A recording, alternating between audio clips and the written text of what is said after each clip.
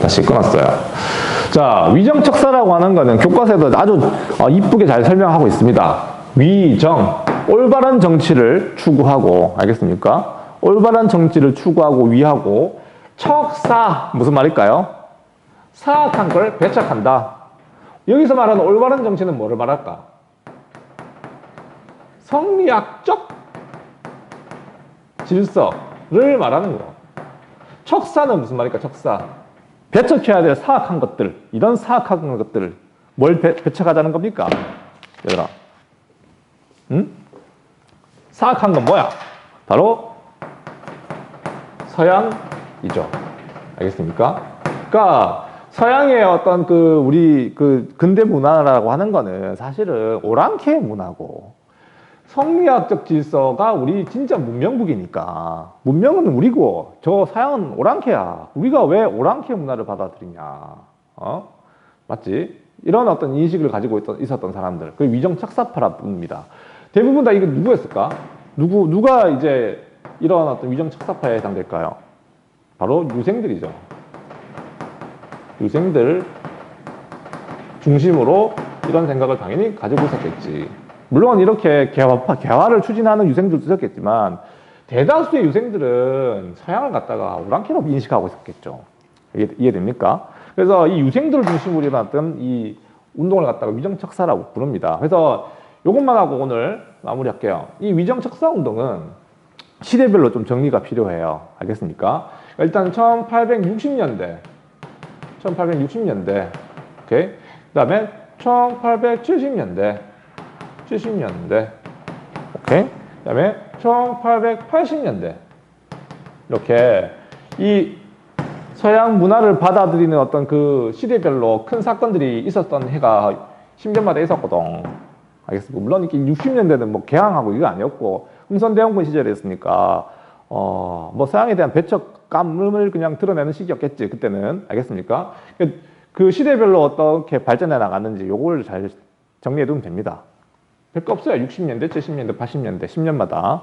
일단은 60년대 이 위정척사 운동을 이끌었던 사람이 누구냐면, 기정진, 이항로와 같은 사람이었습니다. 자, 이때는 아까도 얘기했다시피 주로 이제 서양 애들이 뭐 이렇게 쳐들어오고 이런 식이었죠.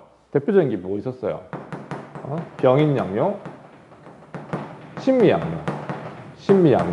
이런 어떤 서양 애들의 어떤 침입에 맞서가지고 열심히 싸우자, 물리치자! 라고 하는 어떤 그런 결의를 다졌던 시기가 바로 60년대라면, 요 70년대가 좀 중요합니다. 알겠습니까? 그러니까 이런 사람들이 있었다는 걸 알면 될 것 같아요. 70년대는 드디어 이제 정책 자체가 바뀌었잖아. 우리의 개항 정책으로 전환됐던 게 70년대잖아요. 기억납니까? 맞죠? 그래서 70년대는 주로 어떤 것 때문에 이 위정척사 운동이 일어났냐면, 강화도 조약이죠. 제일 중요한 건 강화도 조약. 강화도 조약, 반대 운동. 반대. 이거를 계기로 하여 이제 일어나던 게 1870년대 대표적인 위정척사 운동입니다. 그러니까 이걸 이끌었던 사람이 되게 중요해.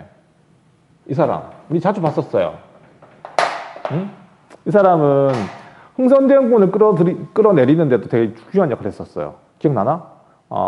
땡땡의 탄핵 상소를 막고 흥선대원군이 물러나잖아. 1873년에.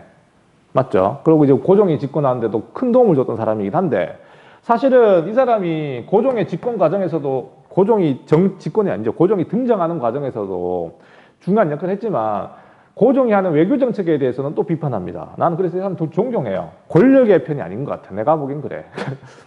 침 튀고. 권력의 편이 아닌 것 같아.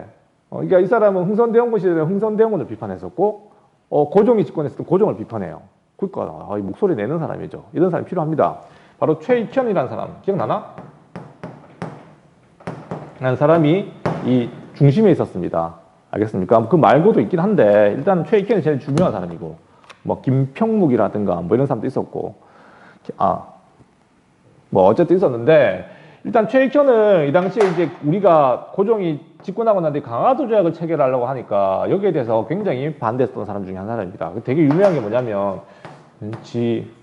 지부 복궐 척화 되게 길다. 너네 이거 외울 필요 없습니다. 알겠습니까? 그냥 아는 척. 자, 이 지부복걸 척화의소라는 게 뭐냐면, 지부, 알겠습니까? 도끼를 짊어매고, 내가 상소문을 올린다. 뭐 그런 뜻인데, 실제로 있잖아. 최익현이라는 사람이 이 당시 강화도 조약을 체결하려고 하는 움직임이 보이자, 도끼 짊어지고 있잖아. 그 광화문 앞에 돗자리 깔아가지고 엎드려서 상소문을 올립니다. 고종에게. 뭐 하면 안 된다고? 개항하면 안 된다고. 일본에게 특히 개항을 해줬다가는 우리가 큰일 난다. 그 이유를 들어볼래? 만약에 내가 듣는 이 이유, 근거가 뭔가 합당하지 않다면 내 목을 치라고. 그래서 도끼를 들고 온 겁니다. 광화문 때려 부수겠다는 게 아니라, 알겠습니까? 일종의 1인 시위 같은 거예요. 알겠습니까? 되게 멋있는 사람인 것 같은데, 어쨌든 도끼 짊어지고 늙은 어떤 그 학자가 엎드려가지고 상소문 올리는 장면 한번 생각해봐. 그리고 거기서 얘기했던 게 뭐냐면, 우리가 만약 일본에 개항했을 때 100% 우리가 손해다. 그리고 일본은 당연히 나중에 또 침략해 올 거다. 그 이유는 뭐냐? 일단은 우리가 일본하고 개항했을 때 거래되는 물건을 봐라. 거래되는 물건. 일본은 우리나라에서 뭘 사가겠니? 당연히 와가지고. 민채 씨? 우리나라에 와가지고 사갈 게 뭘까? 일본 애들이. 응? 김치 사갈 리는 없겠죠. 다시야 김치 오이시데스 하면서 막 김치 사 먹진 않겠죠. 우리나라 와가지고. 김치 사러 온 게 아니겠고 뭘 가지러 왔겠니? 걔네들은. 주로 거래되는 물건으로서. 식량이죠. 쌀, 곡식 뭐 이런 거 가져가겠지. 개항장에서. 이해됩니까? 반대로 우리가 일본으로부터 수입할 거는 걔네들 있잖아. 되게 골 때리는 게 뭐냐면 일본은 아직도 개항은 했지만 산업혁명 단계가 아닙니다. 알겠어요? 주로 이제 우리나라에 와서 팔 물건이 뭐였냐면 영국산 면직물이었어요. 영국산 면직물. 그러니까 얘네들이 영국산 면직물 청나라에서 사와가지고 그걸 그대로 다시 조선에 되파는 그런 무역을 하고 싶은 거였다고. 그러니까 다시 말하면 지금 우리가 일본과 개항했을 때 일어나는 어떤 거래 물건을 보면 우리는 먹고 살아야 될 곡식을 갖다 파는 거고 일본은 공장에서 찍어낸 물건을 갖다 우리나라에 갖다 파는 거라고. 이해됩니까? 근데 너네가 내 수업 때도 얘기했는데 애들이 이렇게 얘기하더라. 그거 안 사면 되잖아요. 그거 안 사면 되지. 안 사면 되는데 이런 얘기를 하면 선생님이 어떻게 얘기해 주냐면 그래 우리가 중국하고 되게 지금 거래가 많죠. 너네 중국식 신으면 메이드 인 차이나 안 쓰면 되지. 그게 가능할까요? 우리 생활에서. 쉽지 않다고요, 그게. 그러니까 일단 거래가 일어나게 되면, 이게 뭐, 물건을 피하는 것 자체가 쉽지 않다. 우리 합리적 소비를 할 수밖에 없다고요. 그래서 어쨌든, 최익현은 그걸 예상한 거예요. 우리가 가지고 있는 어떤 식량을 갖다 팔면, 우리 백성들의 삶이 되게 궁핍해질 거고, 물가가 상승하고, 그럴 거다. 그러니까, 일본하고 강화도조약은 하면 안 된다. 뭐 그런 운동을 벌였던 게 바로 이 당시 70년대 최익현의 강화도조약 반대운동을 비롯한 척화운동의 핵심이었습니다. 알겠습니까? 자, 그 다음에 1880년대에 일어났던 대표적인 척화운동이 뭐냐면 척화란다. 위정척사운동이 뭐였냐면 자, 이때는 주로 이제 누구냐면 이만손이라는 사람. 이만손. 손이 2만 개예요. 농담입니다. 알겠습니까? 이만손 이런 분들을 중심으로 일어났었거든요. 알겠습니까? 그러니까 이 사람은 이 당시에 뭔 일이 있었냐면 이 가장 중요한 어떤 그 이때 원인은 강화도 조약. 이때 원인은 조선 책략이라고 하는 책 때문이었어요. 조선 책략. 들어봤다. 조선 책략. 쌤하고 배웠다. 조선 책략이라고 하는 책 때문에 일어난 사건이라고.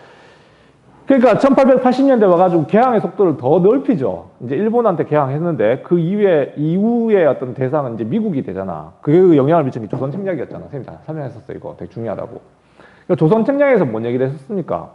조선 책략에서 우리가 청나라하고 친중국 하시고 그 다음에 일본하고 결일본 하시고 마지막에 이제 미국과도 수교하시오. 연미국을 강조했던 책이었다고. 핵심은. 알겠습니까? 그러니까 이거에 대한 반발이었었어요. 그러니까 이 당시 고종이 이 책을 갖다가 전국에다 다 뿌렸거든요. 복사해가지고. 뭐 이게 복사하게 된 게 아니라 이렇게 다시 했겠죠. 해가지고 다 유포하게 됩니다. 근데 그걸 읽어봤던 유생들이 그렇구나. 세계 정세가 이렇게 돌아가구나 했던 게 아니라 뭔 소리냐고. 우리의 외교 정책은 이렇게 나가서는 안 된다. 일어나게 됐던 게 바로 1880년대 척사운동입니다. 다시 말하면 미국과 수교하는 게 우리나라한테 뭐가 이득이 되냐.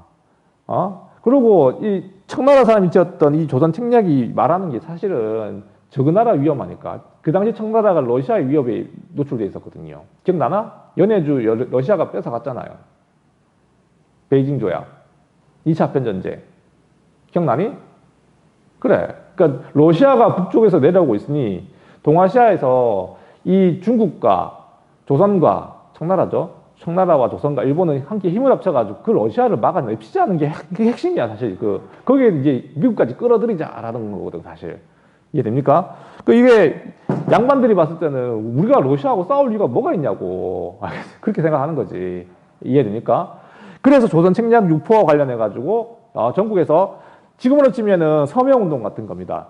전국의 이 영남 지방의 유생들, 뭐 다른 지역도 다 같이 했지만 영남 지방의 유생들이 모여가지고 모일 순 없죠.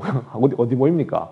일종의 서명운동 벌여요. 알겠습니까? 이런 개항 정책은 반댈세 하는 게 바로 영남 만인소라고 하는 거예요. 보이니? 영남 만인소를 갖다가 이게 일종의 서명운동입니다. 알겠어요? 우리는 거기 반대합니다. 서명하세요. 서명하세요. 해가지고 유생들이 막 적어가지고 이걸 이제 집단 상소를 올리는 거죠. 알겠습니까? 이런 식으로 이제 전국적 상소운동을 벌였던 게 1880년대의 모습입니다. 알겠나? 이게 전국적으로 막 확산되고 난리가 났었거든. 나중에 이제 이재선 영모 사건을 막 꾸몄다고 해야 되나? 그걸 계기로 해가지고 막 탄압도 들어가고 이렇게 해가지고 겨우 진압이 되는데 어쨌든 이 당시 80년대는 전국적으로 이제 개항에 대한 반대 운동이 확산됐던 시기가 바로 위정 척사 운동이 발전해 나가는 과정입니다. 어쨌든 얘들아 이게 충분히 자 정리하자면 오늘 수업의 핵심은 뭐냐면 얘들아 우리가 지난 시간까지 배웠던 이 개화 정책은 어쨌든 우리가 개화를 하자는 어떤 과정 속에서 급진기압파가 나타나고 온건기압파가 나타났다면 이 사람들은 뭐야? 이 사람들은 개화 정책 자체를 뭐라고 반대하는 세력들이라고.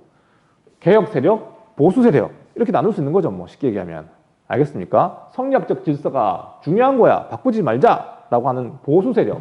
얘들은 개혁 세력. 개혁 세력 안에서의 분화. 이렇게 너네가 정리해둬야 됩니다. 알겠나요? 이게 간단한 얘기지만 여러분들 이걸 잘 정리를 못 하더라고. 중학교 때도 다 들어봤던 얘기지만 진짜로 이걸 갖다가 뭔가 머릿속에 개념적으로 딱 정리해놓고 봐야지 막 외우기 시작하면은 뭐가 뭔지 하나도 몰라요. 정리가 되셨나요? 자, 선생님이 유튜브에 올린다는 그런 생각 때문에 이제 말을 되게 좀 조심하고 있어요. 공개하는 거기 때문에 이게 재미없어지는데 이러면은. 자, 오늘 어쨌든 여기까지 정리하시고 다음 시간에 이모군란 얘기를 해야 됩니다. 이모군란 되게 중요합니다. 그거 1시간 가까이 얘기해야 됩니다. 진짜로. 1시간 얘기에 대해서 되게 중요한 우리가 근대화 실패하는 가장 중요한 사건인 것 같아요. 내가 보기엔 그래. 그래서 그거를 이모군란 얘기는 일종의 그것도 개화 정책에 대한 반발이죠. 알겠습니까? 그래서 이모군란 얘기하고 우리 그 다음 얘기가 이제 갑신정변 이렇게 나올 겁니다. 같이 진행해 보도록 하겠습니다. 여기까지 하죠. 여기까지. 자, 힘들었죠? 그래도 5분 일찍 마쳤어요. 5분 쉬고 다음 3교시 준비하면 되겠습니다. 자, 고생했어. 유튜브에 꼭 봐라. 구독도 남겨주시고요. 알겠어요? 자, 이제는 유튜브 스타가 될 거예요, 쌤은. 안녕. 자, 나가도 돼요, 이제. 자.